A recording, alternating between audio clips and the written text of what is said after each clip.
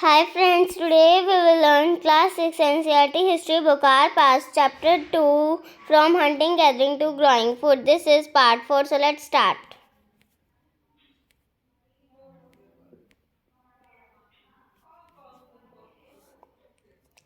Stone tools have been found from many sites as well. और जो बहुत सारे stone tools थे वो भी मिले थे अलग अलग sites में से. Many of these are different from the earlier Paleolithic tools and that is why they are called Neolithic. जो ये जो अर्लियर पीलियोलिथिक टूल्स हैं उनसे ये बहुत अलग थे, इसलिए इनको अब नियोलिथिक टूल्स कहा गया है. These include tools that are polished to give a fine cutting edge and mortars and pestle used for grinding grain and other plant produce. ये जो टूल्स होते थे बहुत पॉलिश्ड होते थे और इनकी जो कटिंग एज होती थी बहुत शार्प एज होती थी. और जो मोटार और पेस्टल मतलब ओखली यूज़ होती थी उस टाइम पर धान को कूटने के लिए और भी प्लांट प्रोड्यूस को कूटने के लिए. Mortars and pestle are used for grinding grain even today several thousand years later. मतलब जो मोटार और पेस्टल है वो ग्राइंडिंग ग्रेन को कूटने के लिए यूज होती थी हज़ारों साल पहले और वो अब भी यूज होती है. At the same time tool of palaeolithic types continued to made and used, and remember some tools were also made of bone. जो ये उस टाइम पे उसी सेम टाइम पे जो टूल्स बने थे पीलियोलिथिक टाइप के वो भी कंटिन्यू हो रहे थे यूज़ करने. और कुछ टूल्स ऐसे भी थे जो हड्डियों से बने हुए थे. Many kind of earthen pots have also been found. जो बहुत तरह के earthen pots थे वो भी मिले. These were sometimes decorated and were used for storing things. कभी कभार ये डेकोरेट किए गए थे और जो चीज़ें उनको स्टोर करने में यूज़ किए गए थे. People began using pots for cooking food, especially grains like rice, wheat and lentils that now became an important part of the diet. जो लोग थे वो पोट्स वगैरह में खाना बनाने लगे थे जैसे कि दाल चावल हो गए, ऐसे वीट लेंटिल्स वगैरह, और ये हमारी डाइट का एक बहुत इम्पोर्टेंट पार्ट बन गया था. Besides, they began weaving cloth using different kind of material. और वो जो क्लॉथ है उसको वीव करना भी स्टार्ट कर दिया था अलग अलग मटेरियल्स को यूज़ करके. जैसे कि for example cotton that could not be grown. जैसे कि कॉटन जो अब ग्रो की जाती है कुड नाउ बी ग्रोन था. Did things change everywhere and at once. क्या चीज़ें एट वंस नॉट क्वाइट. क्या जो चीज़ें वो हर बार चेंज होती है और वो सिर्फ एक ही बार होते हैं? क्या ये ऐसा है? नहीं, ऐसा नहीं है.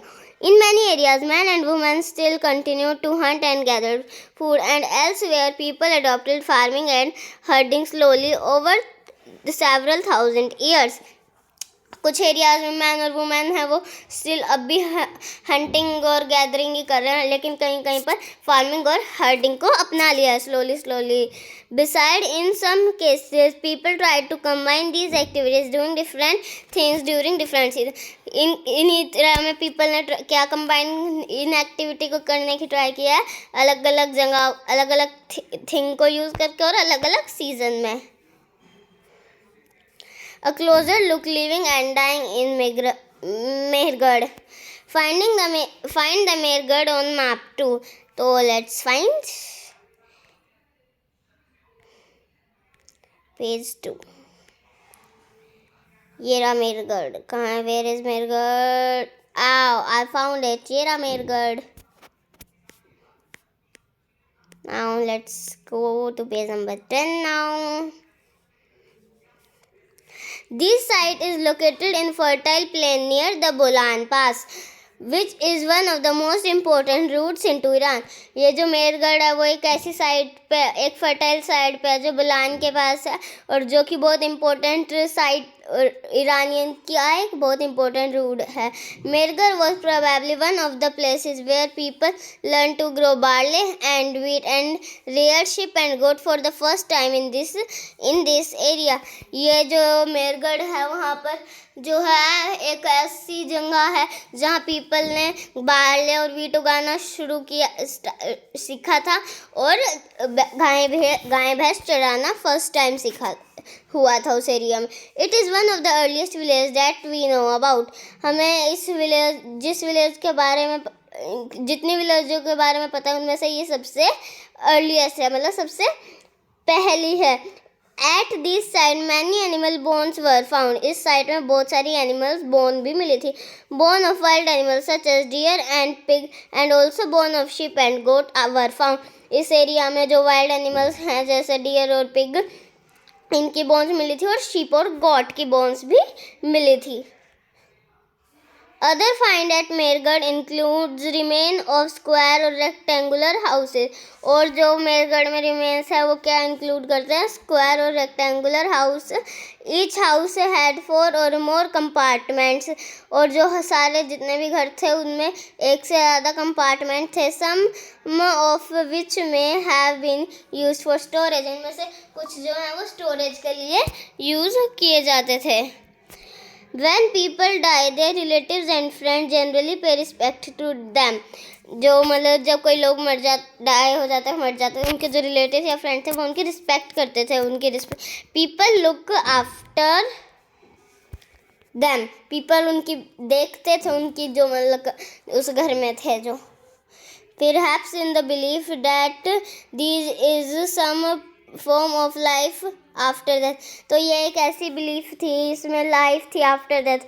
तो burial is one such arrangement. ऐसी एक ब्यूरियल मीन्स कब्र, एक ऐसी अरेंजमेंट थी. Several burial sites have been found at Mehrgarh में ये बहुत सारी ब्यूरियल साइट्स मिली हैं.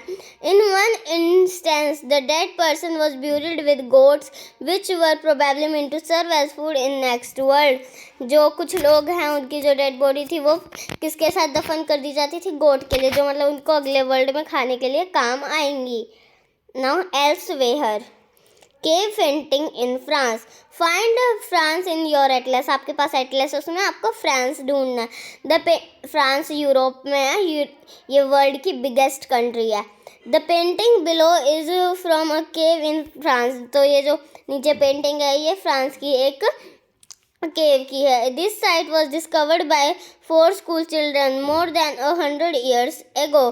ये जो पेंटिंग है वो स्कूल चिल्ड्रन ने ढूंढी थी 100 साल से भी ज़्यादा साल पहले. People like these were made between 20,000 and 10,000 year ago. जो वहाँ के पीपल है उनको क्या लगता है कि ये जो है 20,000 से 10,000 साल पहले के बीच में बनाई गई है. Many of these were of animals such as wild horses, aurochs and older wild form of cattle, bison, woolly rhinoceros, reindeer and bear painted in bright colour. इनमें से कुछ हैं जो एनिमल की पेंटिंग थी, जैसे कि जंगली घोड़े, ऑर्चिस मतलब एक वाइल्ड फॉर्म होती है कैटल की, बाइसन और वूली राइनोसोर, और इन सबको ब्राइट कलर से पेंट किया गया था. These colours were made from minerals like ochre और आयरन एंड कारकोल. जो ये कलर्स है वो मिनरल्स से बनाए गए थे, जैसे कि ऑस्चर, आयरन या फिर charcoal. It is possible that this painting were done on ceremonial occasion और perhaps they were made for special rituals. ये जो पेंटिंग है वो सेरेमोनियल ओकेजन पर बनाई हुई थी या फिर किसी स्पेशल रिचुअल से. Performed by hunter before they went in search of. जो हंटर ने बनाई होगी शिकार ढूंढने जाने से पहले. Can you think of any other reason. क्या आप और कोई रीज़न भी बता सकते हो कि ये किस लिए बनाई होगी? तो आपको ये भी कमेंट करना है. एल्सवेयर एक और है, a neolithic site. Find Turkey in your atlas. आपको टर्की भी ढूंढना है एटलस में. One of the famous neolithic site Catal Huyuk was found in Turkey. एक बहुत ही फेमस नियोलिथिक साइट है कैटल ह्यूनक जो कि टर्की में पाई जाती है. Several things were brought from great distances, flint from Syria, cowries from the Red Sea, shells from the Mediterranean Sea and used in the settlement.